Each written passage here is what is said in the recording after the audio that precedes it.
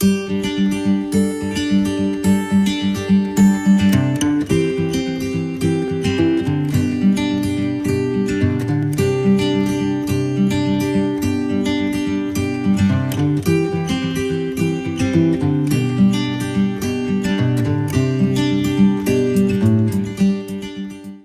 morning, guys. It's Maggie, and I am back today to talk about a subject that I've been asked about I don't even know how many times, but I think it's super important to bring it up because I know a lot of people have been in my position or they are in my position, so I guess this is to show that you're not alone and that there are other options out there. So, yes, I did quit my full-time job, and it was a really hard decision, and it was months, years in the making.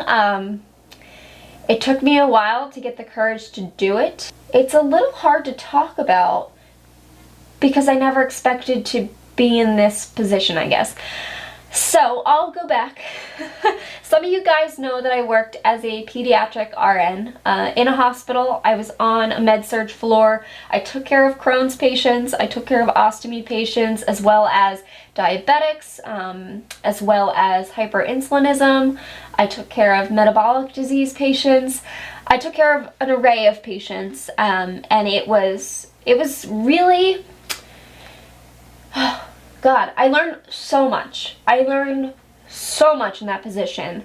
It was also extremely stressful. Yes, I know nursing is a stressful role to go into for anybody, and I was so eager at the beginning to be a part of such an amazing hospital. I won't say what hospital, but it is nationally known, in competition with like Boston Children's and I forget the other hospital we were in competition with, but every year we would like flip back and forth of who was the top pediatric hospital in the country, and you could probably figure it out from there. But yes, I did work at a great children's hospital. I loved it. I loved talking to patients who were in my situation or, you know, what I had lived in the past. I had so many opportunities for young children who were having to do tube feeding, to talk them through it and be the first person to place their tube.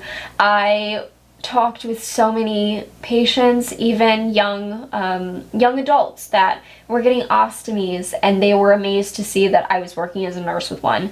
And I'd be like, you know what, I know this is really tough, but you won't be in this situation forever, because I was where you are. I was where you are, and pull up my shirt, look, I have a bag, and I'm living life. And that was really rewarding. So it was really hard to give that up. But about a year, maybe a little bit more than that ago, I started realizing the Crohn's was coming back, the bloating was coming back with my colon, and I realized that I was quite literally having to run to the bathroom at work. If you have an ostomy bag and you keep your colon, you do produce mucus and you still go to the bathroom the regular way. I was producing cups of mucus a day, where there would be urgency and I would have to like literally run to the bathroom, like leave a patient's room to go. And that was really screwing with my mind because I have an ostomy bag and that's not supposed to be happening. I was getting weaker. It got to the point where, you know, I was taking care of little babies and I was having trouble lifting them out of the crib. I was having trouble wheeling patients down the hallway. I was just exhausted. My brain was just, I was just getting very sad, and I would be very stressed out for my shifts. The drive was in itself stressful. The hospital was in Philadelphia, and I love the East Coast. I don't think I'll ever leave the East Coast, but East Coast drivers are crazy. I know because I'm one of them, but I'm like the mild one. We're all crazy, and you know, we're around New York City and New Jersey. We're all crazy. We love to speed. It's who we are. But having to drive in that and then work 12 hours and having to drive back, my days would be 16 plus hours long, and then I would have to work multiple shifts in a row, so I was getting very little sleep in between, and sometimes I would be in tears leaving for work because I was just so tired, so stressed out, and you never know what you would walk into because I think as a country, nursing, it's so rewarding, but the way hospitals are working now, they're always short-staffed, and the turnover was insane. So it was just very stressful going in. And then I learned that I would have to have my colon removed. I was starting to bleed from my colon. I started losing weight. I couldn't really eat a whole lot at work, which also made it kind of hard. So in November, when I realized, I have my other job and they had taken me full-time last January, I realized, okay, financially Zach and I are stable, and I've made sure that I have different avenues of income. So YouTube is one of them. I have a few other things online that I do. I have another online job, which I'll explain in a moment. And Zach and I are also working on the barn, and we are starting to get reservations for our wedding venue. We have other ways of making money so that we are financially stable. But let me explain, because a lot of people are like, oh, so you quit your job, so you are jobless. And that is not the case. I actually do have a full-time job. Some of you guys are aware of it, some of you are not. I work as an online telehealth nurse. So my company, 11 Health, which I've worked for 2.5 years, I started part-time with them as a patient coach manager. And basically, 11 Health is a very ostomy focused company. We work a lot with ostomy patients, and we have ostomy patients who are coaches. Basically, they are assigned a patient and they work together. So it's like a built-in friend with an ostomy bag. I was hired originally as the manager of that program, and I helped develop it with somebody named Karen Solis, who I love, and she is still in the company as well.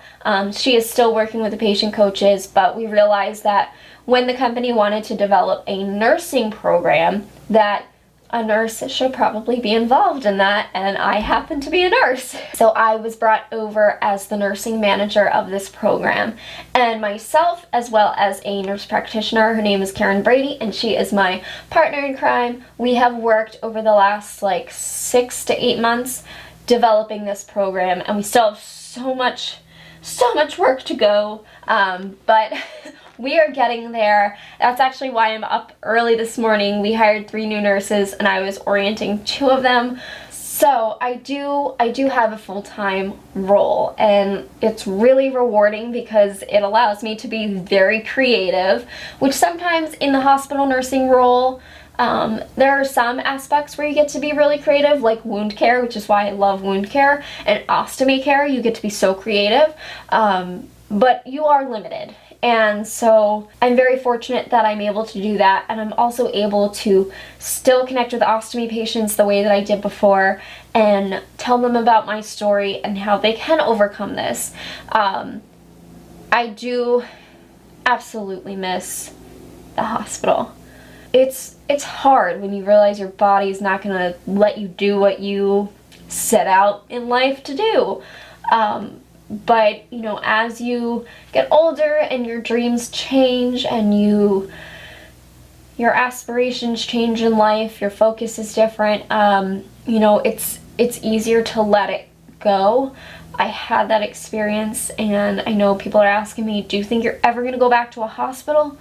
I'm not sure. I really love the role that I'm in now, but I also like what Zach and I are doing with our barn. That is so not medical related, and that makes me so excited because sometimes immersing yourself into ostomy care when that's been your whole life already, it's tiring, it's emotionally draining. So it's nice to have another focus as well that totally has nothing to do with medical stuff. It's exciting, and I love it. I love like designing our website. I'm totally all about that. I love filming the barn and photographing it, and Zach and I are designing the inside of it and outside of it, and our landscaping. It's just, I love it. I love it. I love it. So guys, yes, I did quit my full-time job, but I got another one. So I am working, and I'm very fortunate that this is a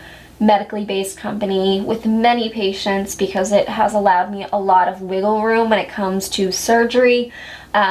I was able to take the time off that I needed, but I was also pretty much the entire time that I was in the hospital, I was in contact with my partner, and we were kind of still working through things. Obviously, I wasn't actually working, but you know, we were still discussing things and just keeping in touch with each other.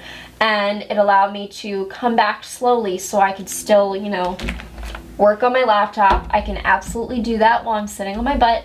And now I'm pretty much back into the full swing of things. So there you go. That's my story. Hopefully it gives you some ideas or some inspiration about what you can do aside from, you know, a regular in-person job. There are lots of opportunities, especially if you are a patient advocate. Programs like We Go Health, which is, I'll put it below, I'll put their website below. They do a lot of patient engagement opportunities, so lots of paid opportunities. And if you look online, there's quite a bit you can get involved in, because patient experience is very valuable, and I think that companies around the world are learning that, and that being a patient expert should be paid. I mean, heck, we went through hell to get here, so, you know, I would think you should be paid for suffering.